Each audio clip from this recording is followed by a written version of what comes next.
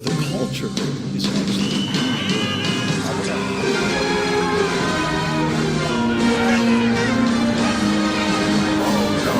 There's a man down.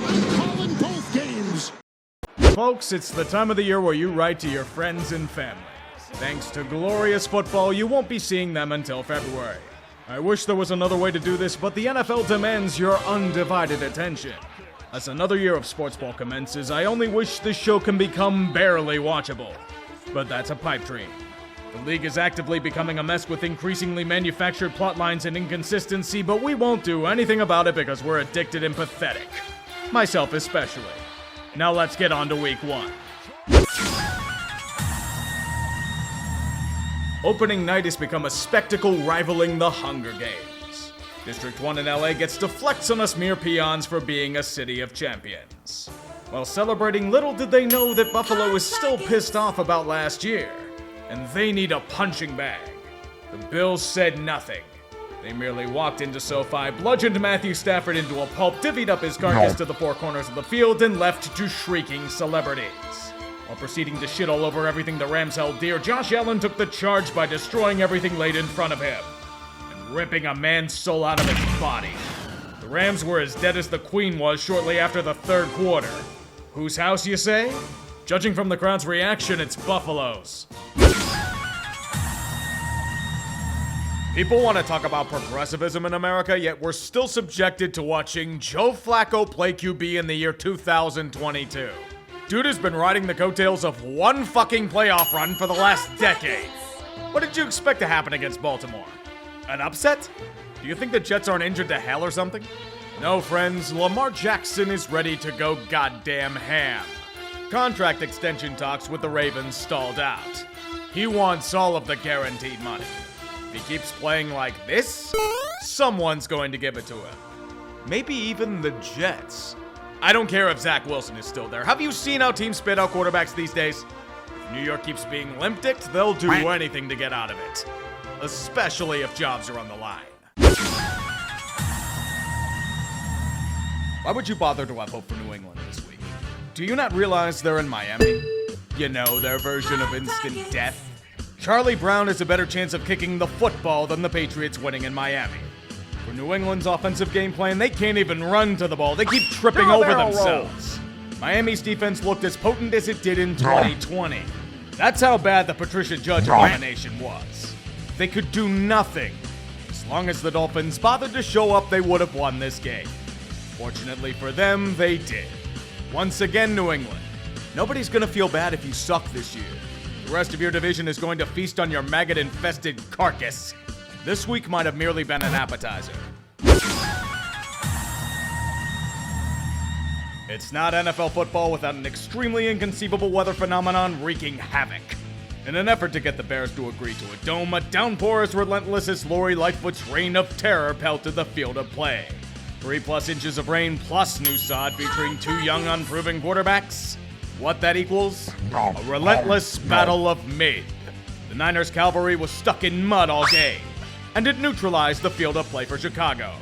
Being forced to pass, San Fran either didn't trust Trey Lance or the conditions were too fucked to do anything besides throw like shit. This was the chance for the Bears to strike. Thanks to the Niners taking a shitload of penalties and lapses in defensive coverage, Chicago wins a game sloppier than the field of play. With this on the docket before the game, nobody knows, but now Bears fans can say Justin Fields is developing because of 3 passes.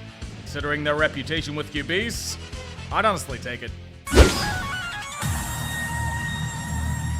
The Detroit Lions are a nuisance. They may be lacking things like a franchise QB or a cohesive defense or developed players, but they'll run through walls.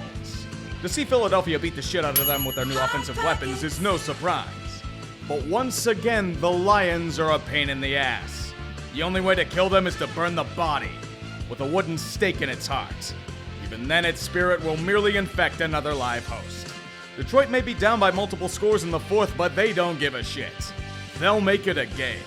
They're going to come out and give Philly an endless wave of heart attacks because they can't seemingly stop the Lions' offense.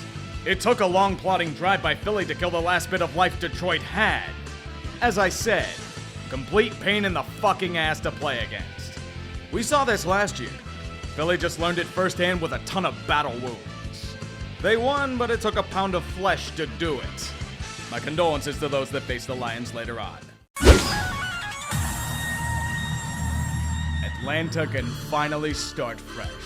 They can begin to recover from the horrific traumas that 28-3 wrought on their franchise. With this match against New Orleans, the Falcons are taking the baby steps needed to move forward. They're playing with conviction. The Saints are breaking like a religious man on Bourbon Street. New Orleans' offense seems lost without Sean Payton. They can't stop Cordero Patterson or Marcus Mariota. The Falcons are rushing their way to a 16-point lead in the second half.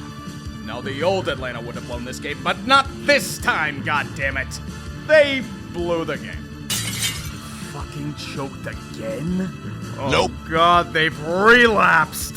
We went over the 12 steps, boys. You looked clean, but for all I know, you were getting off to that goddamn fetish of yours again. Perhaps I was wrong. To cure 28-3, you'll have to contract the whole damn franchise. General Sherman had a point. The only way to heal Atlanta is to burn everything to the ground.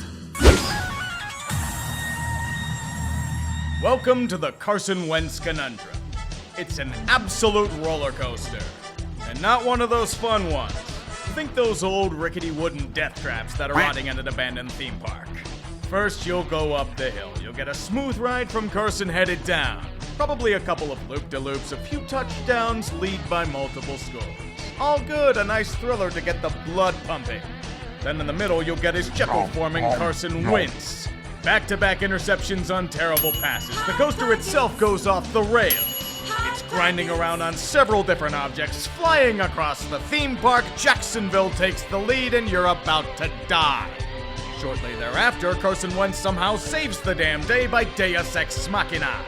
Deep, beautiful spirals to Terry McLaurin. Guiding the offense in the coaster for another amazing catch by Jahan Dotson. Gently come to a stop at the entrance of the park, somehow alive with the win. Thank you for riding with Carson Wentz.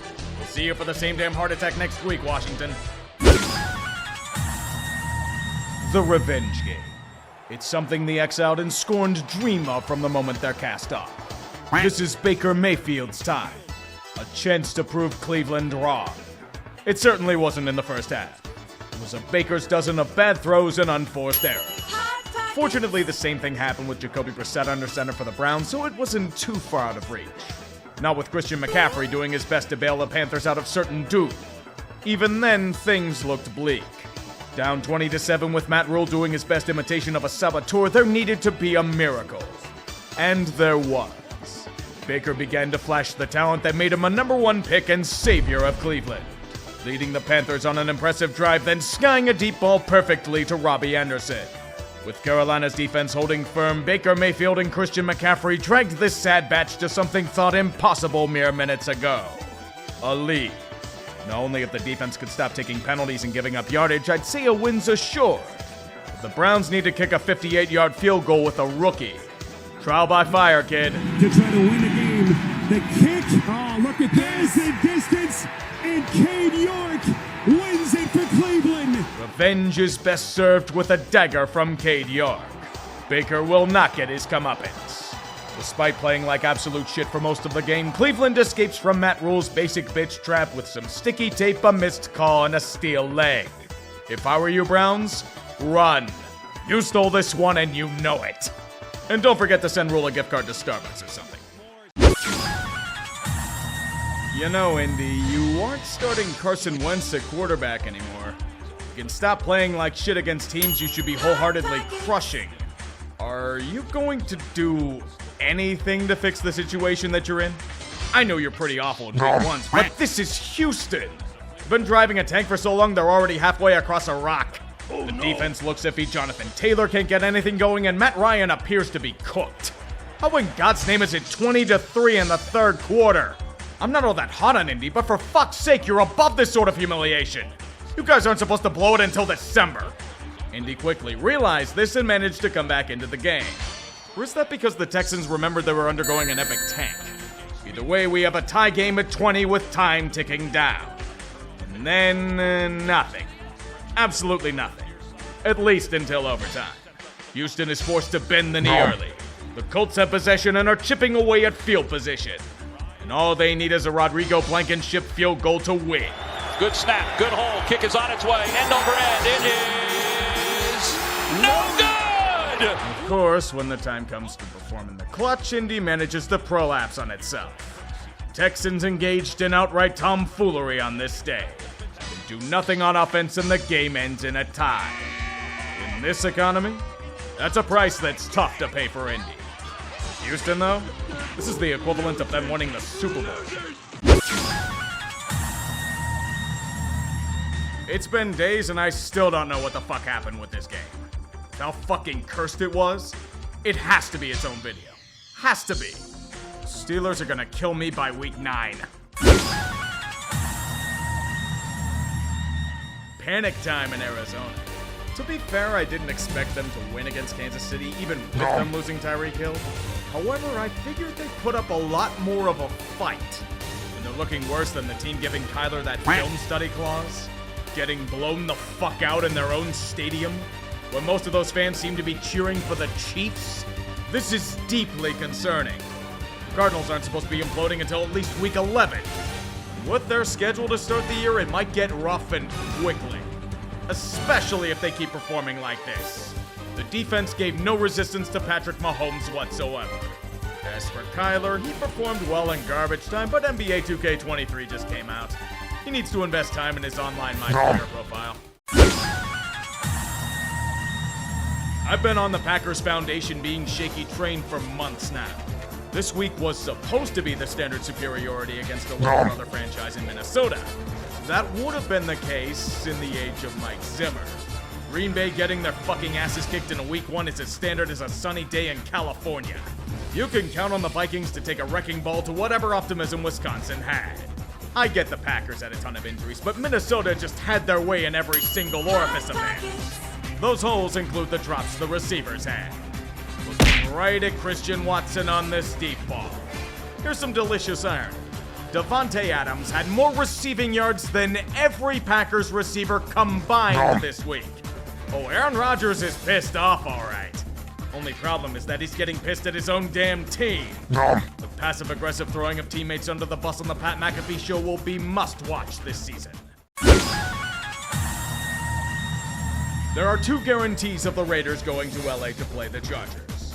It turns into a glorified home game for the silver and black, and said Raiders can't win anything in LA against the Bolts. It was methodical for Justin Herbert. He played the part of a neurosurgeon, quietly needling the ball for efficient incisions and removing huge chunks of tumor from his field. Derek Carr tried his damnedest to keep up with the onslaught, so to speak. It didn't work out. Every time he said, you know what, I want to be Justin Herbert, he gave away the ball so fast that every charity would commend it. The game was definitely winnable. The Vegas offense kept gambling and losing it all. This is why I don't trust the Raiders to do anything of note this season. You don't have Rich Bisaccia's 4-leaf clover to fall back on. Welcome back to hell. The biggest problem I have with Tennessee is that they refuse to finish off their opponents when they get the chance to. It happened a good bit last season, it happened in the playoffs against Cincinnati, and it happened again at home against the fucking Giants. You know, the team that couldn't do shit against the Titans' stout defense for most of the first half? Well, it turns out that Saquon Barkley is actually pretty talented when healthy, and it's hard to contain him for long. Don't forget the one pass Daniel Jones makes where you think he could be something long-term for a franchise. Those 2 moments made it a game. Tennessee would score a touchdown because that's expected of a team with playoff aspirations, but they keep self-destructing. It happens on offense. It happens on special teams with muffed punts. It happens with Daniel Jones reminding us all he's Daniel Jones. Yet the Titans still refuse to keep the foot on the fucking throat. You can stop Saquon anytime you want, but they have options. These ain't the old Giants led by a wooden plank or a worthless hack. These are G-men with cojones. They're not just gonna go for it on 4th and 1, they'll do a QB rollout. They're not only going to score a TD on you, they're going for 2. Fuck that pesky ass overtime. They're gonna finish this game and they're gonna get it.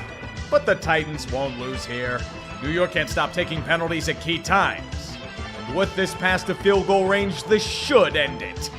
Or at least it better. Rookie Ryan Stonehouse, the holder. The kick by Bullock is on the way, and it is no good! Jesus fucking Christ, Tennessee! You have every opportunity to shit on a pathetic franchise, yet all you did was fuck around for 60 minutes. Well, guess what, boys? You just found out. Fat Randy gifted the G-Men their first winning record since 2016. New Yorkers actually have hope. I'd lament such a tragedy, but Tennessee deserved to lose for this performance. And with this colossal joke out of the way, the leader of the AFC South is currently the Houston Texans? Seriously, how the fuck do you lose to the Giants? Every opponent of theirs is supposed to shit gold afterwards. You blew it, boy! You really blew it! Finally, a game that isn't absolutely fucking bonkers to recap. Tampa Bay may not have been perfect, but their defense clamped down on Cowboys and forced them to walk the plank for 60 minutes. The media tells us that Kellen Moore is this offensive genius, yet Dallas was getting pissed on consistently. It would have been even worse if Micah Parsons wasn't doing his best Kratos impression and defying time and space itself. Words can't do it justice. It was a teabagging of the highest order. Tom Brady says he's retiring at the end of the year, but he will forever own property rent-free in Jerry Boy's mind. The Cowboys' offense was supposed to be good, maybe against the garbage of their division. Even then, I doubt that now. Dak Prescott went under the knife to repair his throwing thud. He might be out for a few months. You remember how well it went without him in 2020? It'll be glorious for the rest of the league. Uh-oh, folks, Jerry Jones looks pissed off. Maybe one day he'll realize every problem the Cowboys have is his own damn fault. But that would require something called humility. Chef Russ is returning to the restaurant he built from the ground up. Freshly extended to secure the Broncos at quarterback, Seattle isn't very fond of his presence. Because nothing says quality fanbase like booing the shit out of the guy that carried your franchise to relevance for years. Although for what it's worth, Geno Smith is carrying that torch well. Dude hasn't played this well since he was a goddamn Mountaineer. With a sneakily strong defense, it's enough for the Seahawks to dictate play. Literally how? Denver has Nathaniel Hackett calling plays. He of leading Aaron Rodgers to humiliating January losses. By halftime, things aren't scary yet, but we're coming to a special moment of the game. The Broncos are participating in the Get the Ball into the End Zone challenge. Here's try number 1. Now for try number 2. Dealer in high time. Number 3. On the goal line for try 4. They think they have Marshawn Lynch or something? Oh, good news, Denver. You triggered the bonus game. Give me number 5. Number 6. Fucking number 7. Now we see why the Seahawks passed the ball on the 1-yard line. Being gluttons for punishment, I have good news for you, Broncos fans. You get to do it again. Yes, a 3rd red zone series. Lucky number 8. 9th try. Holy shit, oh no, there's a false start. They gotta do it again. Go back for shot 10. Chef Russ cooking up something for number 11. Expert play caller, are you, Nathan? Seattle's doing a damn good job of making you look awful, but my friends, the best is yet to come. Get ready for the final drive. 4 minutes on the clock on their own 22 and all 3 timeouts at their disposal. Any coach worth his ass can get his team into field goal range with this. Unfortunately, people tend to forget that Nathaniel Hackett was a god-awful play caller in Jacksonville in 2018. He brought out that form here. They burn 1 minute off the clock and gain 8 yards. Brilliant stuff. All 3 timeouts and they're still butchering clock like it's the remains of Secretariat. Thank injuries for Seattle to blink first. You're trying to save your ass, Nate, but they finally get into Seahawk territory with a minute left. It's 4th down and 5. What do they end up doing? Let the clock go all the way to 20 seconds and then use a timeout. This is mind-numbing enough, but it gets better. Denver just said fuck it and tried a 64-yard field goal. Brandon McMahon has never made a kick past 60 yards in his entire career. You can't make this shit up. Denver had 2 timeouts and 20 seconds left. It's statistically more likely to gain 5 yards than it is to kick a 60-plus yarder. Nate, you have a franchise quarterback the team traded a Hall of Futures and threw hundreds of millions of dollars at. Fucking use him! I'll be remiss to say that he did use those timeouts when Seattle was trying to knee the ball. He's trying to get his opponent to disconnect to the fucking pass screen in Madden. A goddamn 13-year-old could manage that game clock better than Hackett did. Fuck, any of you watching can do the same. Dude near single-handedly cost his team the game. He made Pete Carroll look like a genius in 2022. This was an absolute masterclass of hackery. Nathaniel, you may have lost your first game, but you are the winner of something special. Lol Cow of the Week. If he keeps being this much of a fucking moron with clock management and play calling, we may have something special on our hands, folks. Broncos Nation, let's ride the shortbuster practice. Football is a brutal game. May the bell toll for the fallen. Unit lost.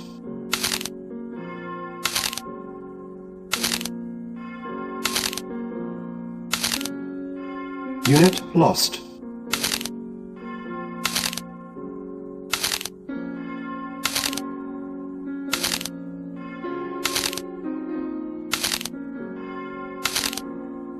Unit lost. Unit lost. Unit lost.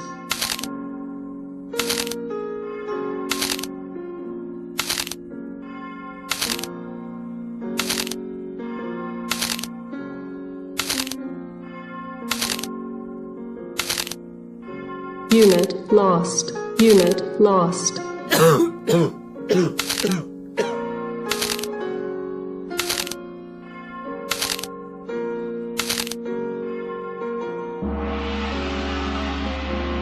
Thus concludes another week of this sermon on the field.